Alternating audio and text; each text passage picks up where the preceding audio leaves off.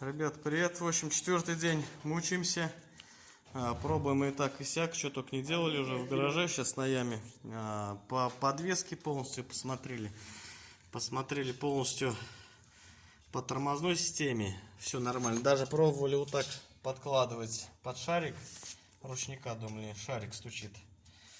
Ну, не знаю, походу мы его нашли. Ну-ка, Андрюха, давай.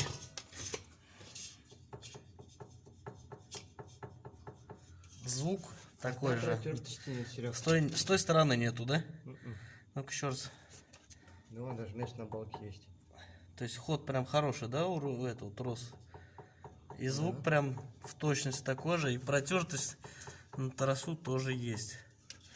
Вот сейчас и проверим.